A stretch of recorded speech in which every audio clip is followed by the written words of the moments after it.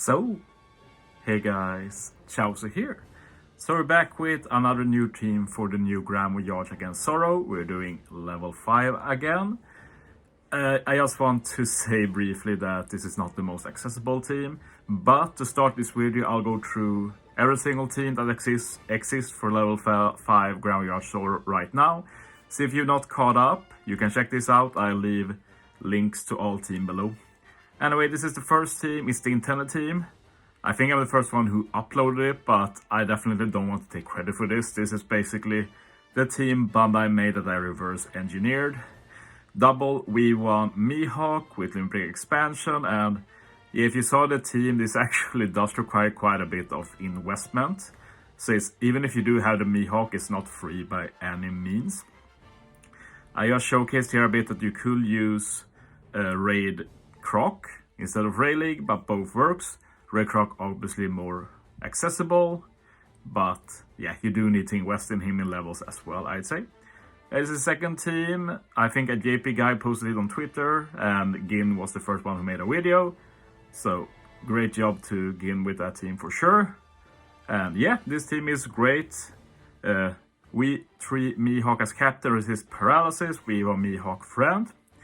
And yeah, the big thing here is that I overlooked when I was building, because I was very focused on V1 Mihawk, is that the death up on the final stage is actually ignorable, which I tried out in my team I showed today.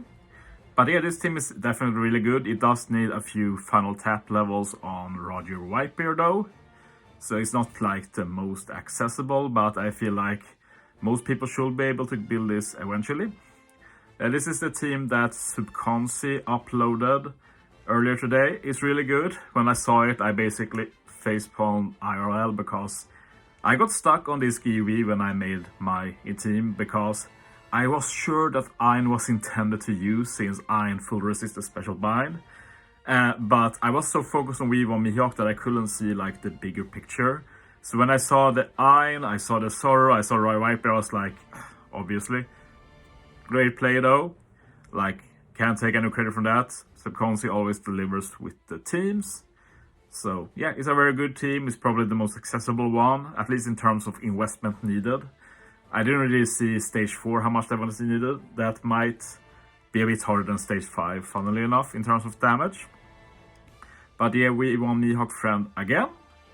And the thing with my team though that will make it stand out a bit is that I'm not using V1 Mihawk at all. This is the team I made, and it is the biggest investment needed of all of this team, and it's also the worst team.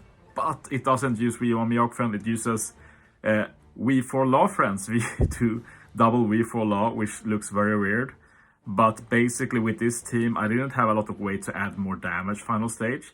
I even tried V2 Big Mom, the duo unit, just has some base attack boost, but she only boosts based on your HP, and if you have like no HP, she doesn't give any boost at all basically.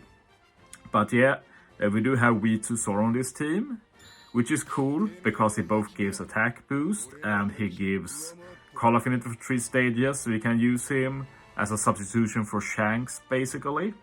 He also makes slots matching for 3 turns, so we can avoid the negative or debuff, which is another big reason you run V1 Mihawk friend captain. The other weird unit on this team is Fuji, and it's not the rare recruit Fuji this time, it's the V2 Fuji with the chain lock.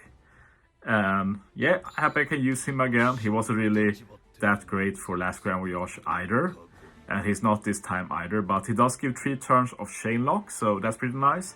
And we still have that Akainu support to help remove death up. But yeah, the big gimmick of this team is removing death up stage 4 without using V1 Mihawk. And as you see here, we have the A support that Subconsci also used. So use that stage 4 together with the Kosher support on Zoro and the Akainu support on Fuji, and that removes all death up stage 4. And then stage 5 we just have to do enough damage to ignore the defense. But yeah, let's do the playthrough.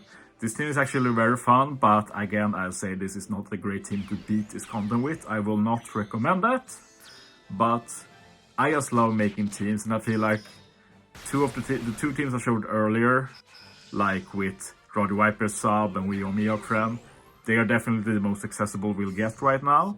I will try some more next week after PvP finals, but I don't think we're getting much better than that, so I just wanted to make more teams for level 5, so I'm happy I could make at least one new one.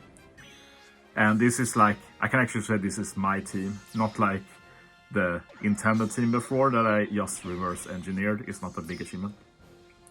One thing I'll say this early game is that the swaps are very important. Like when I swap, what I swap into when I use Law Super Type, basically if you don't have full HP when you enter stage 2 and 3, you get screwed over basically, so you have to avoid that. So yeah, basically devise this strat, and it's the reason I have changed the bow from reaction here, just to have enough HP. I wanted to have over 100k HP when I'm at Whitebeard as a Psy unit, which is not easy, it requires massive investment.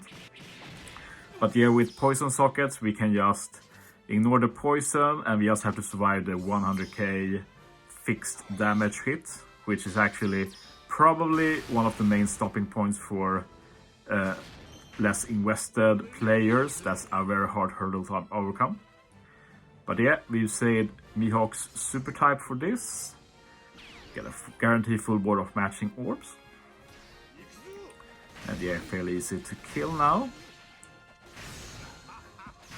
And yeah, I've not really gone through all of the team yet. Like, I think stage 4 is pretty clear. I'll basically use every special here. We use Zoro, get the attack and ore boost.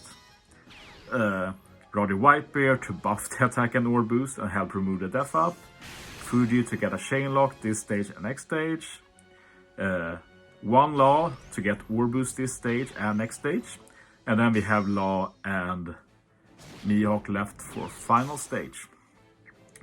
And you might think that the second Law is filler at this point because like we are already getting an ore boost final stage. We don't even need to use the Mihawk, but you will but you'll be surprised. We're actually, yeah, I'll wait a bit more, but final stage is pretty fun, I'll say that. But yeah, this is going to be the easiest kill you'll ever see against stage 4 here. I even hit some grades. So yeah, moving on to final stage, and this is what we've been waiting for. So basically, we're going to try and ignore the death up. V3 Mihawk will remove the Rainbow Shield, which is one of the reasons he's a pretty great captain in general here.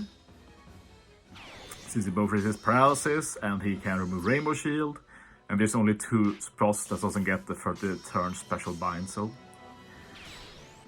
But yeah, we get some easier perfects there, which is nice with this ship. Get an HP cut, remove the Rainbow Shield. And the thing here is that I'll use Law now. This means that next turn I have an attack and ore boost. And that actually, and we also get resilience. Basic list means that we can 2-turn final stage. And as you see, we have 2 turns left, so it works out brilliantly. But yeah, my Roger Whitebeard is Limbrick Expanded level 130, but he just barely missed the kill. It's so little. But thankfully, we are able to survive this turn, and we do have some damage up the next turn. But it's tough to break through this death up. As you will see, I do basically no damage here, but at least we have a very good final tap unit to break through and secure us the win. So probably the worst team you'll ever see for this Grand Voyage, but I also hope it's one of the more interesting ones. Don't think we'll see a 2-turn again for this content, but yeah, that's the team. Thanks for watching, guys. See you next time.